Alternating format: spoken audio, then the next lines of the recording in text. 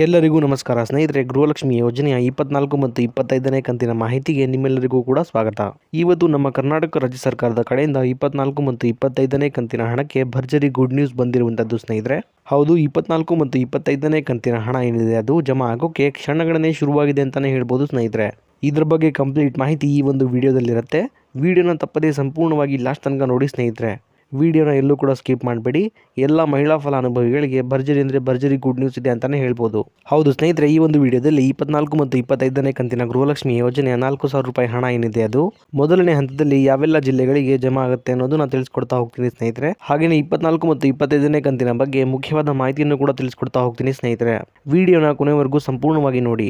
ಅದಕ್ಕೂ ಮುಂಚೆ ನೀವೇನಾದರೂ ನಮ್ಮ ಕನ್ನಡ ನ್ಯೂಸ್ ಒನ್ ಚಾನಲ್ಗೆ ಮೊದಲನೇ ಸಲ ಭೇಟಿ ಕೊಟ್ಟಿದ್ರೆ ದಯವಿಟ್ಟು ನಮ್ಮ ಕನ್ನಡ ನ್ಯೂಸ್ ಒನ್ ಚಾನಲ್ನ ಸಬ್ಸ್ಕ್ರೈಬ್ ಮಾಡ್ಕೊಳ್ಳಿ ಸ್ನೇಹಿತರೆ. ಇದೇ ರೀತಿ ಎಲ್ಲ ಗೃಹಲಕ್ಷ್ಮಿ ಯೋಜನೆ ಮಾಹಿತಿಗಳನ್ನ ಪ್ರತಿದಿನ ನಿಮ್ಗಾಗಿ ಕೊಡ್ತಾ ಹೋಗ್ತೀನಿ. ಹಾಗೇನೇ ಈ ಒಂದು ವಿಡಿಯೋಗೆ ಲೈಕ್ ಕೊಡೋ ಮೂಲಕ ಸಪೋರ್ಟ್ ಕೂಡ ಮಾಡಿ. ಬನ್ನಿ ಸ್ನೇಹಿತರೆ, ಮಾಹಿತಿ ಕಡೆಗೆ ಹೋಗೋಣ. 24 ಮತ್ತು 25ನೇ ಕಂತಿನ ಗೃಹಲಕ್ಷ್ಮಿ ಯೋಜನೆಯ ಹಣದ ಬಗ್ಗೆ ನಮ್ಮ ಕರ್ನಾಟಕ ರಾಜ್ಯ ಸರ್ಕಾರದಿಂದ ಒಂದು ಗುಡ್ ನ್ಯೂಸ್ ಕೊಟ್ಟಿದ್ದಾರೆ ಅಂತಾನೆ ಹೇಳ್ಬೋದು ಸ್ನೇಹಿತರೆ. ಅದೇನಪ್ಪಾ ಅಂದ್ರೆ 24 ಮತ್ತು 25ನೇ ಕಂತಿನ ಗೃಹಲಕ್ಷ್ಮಿ ಯೋಜನೆಯ 4,000 ರೂಪಾಯಿ ಹಣ ಏನಿದೆ ಅದು ನಾಳೆಯಿಂದ ಅಂದ್ರೆ ಇದೇ ಡಿಸೆಂಬರ್ ತಿಂಗಳು ಮುಗಿಯೋದ್ರೊಳಗೆ ಎಲ್ಲಾ ಫಲಾನುಭವಿಗಳ ಖಾತೆಗಳಿಗೆ ಬಿಡುಗಡೆ ಮಾಡುವ ಪ್ರೋಸೆಸ್ ಸ್ಟಾರ್ಟ್ ಆಗುತ್ತೆ ಅನ್ನುವಂತ ಒಂದು ಗುಡ್ ನ್ಯೂಸ್ ಸಿಕ್ಕಿದೆ ಸ್ನೇಹಿತರೆ. ಹೌದು ಸ್ನೇಹಿತರೆ, 24 ಮತ್ತು 25ನೇ ಕಂತಿನ ಗೃಹಲಕ್ಷ್ಮಿ ಯೋಜನೆಯ ಹಣ ಏನಿದೆ ಅದು ಮೊದಲನೇ ಹಂತದಲ್ಲಿ ಸುಮಾರು 20 ಜಿಲ್ಲೆಗಳಿಗೆ ಜಮಾ ಮಾಡಲು ನಮ್ಮ ಕರ್ನಾಟಕ ರಾಜ್ಯ ಸರ್ಕಾರ ಮುಂದಾಗಿದೆ ಅಂತಾನೆ ಹೇಳ್ಬೋದು ಸ್ನೇಹಿತರೆ.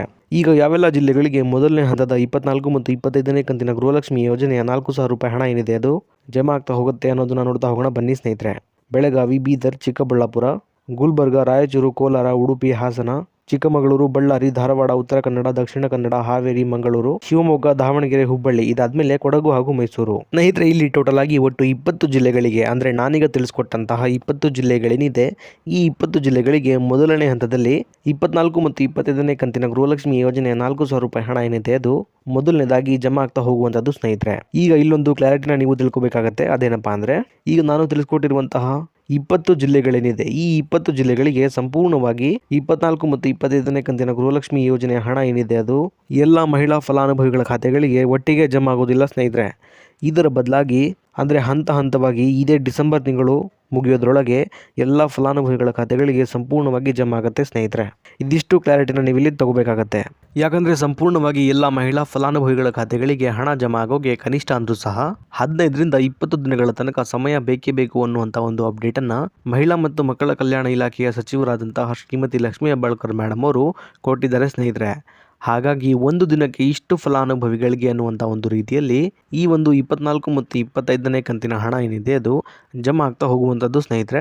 ನಾನೀಗ ತಿಳಿಸ್ಕೊಟ್ಟಂಥ 15ರಿಂದ 25 ದಿನಗಳ ಒಳಗೆ ಈ ಒಂದು 24 ಮತ್ತು 25ನೇ ಕಂತಿನ ಹಣ ಏನಿದೆ ಅದು ಜಮಾ ಆಗ್ತಾ ಹೋಗುವಂಥದ್ದು ಸ್ನೇಹಿತರೆ.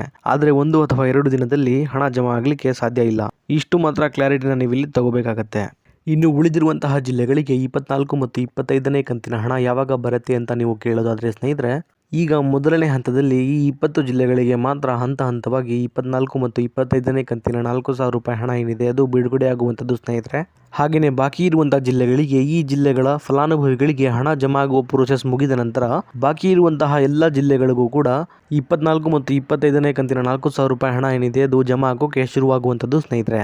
ಇನ್ನು ಸಾಕಷ್ಟು ಜನ ಮಹಿಳಾ ಫಲಾನುಭವಿಗಳು 23ನೇ ಕಂತಿನ ಹಣ ಏನಿದೆ ಅದು ಇನ್ನೂ ಕೂಡ ನಮಗೆ ಜಮಾ ಆಗಿಲ್ಲ ಅಂತ ಕಮೆಂಟ್ ಕೂಡ ಮಾಡ್ತಾ ಇದ್ರಿ ಸ್ನೇಹಿತರೆ.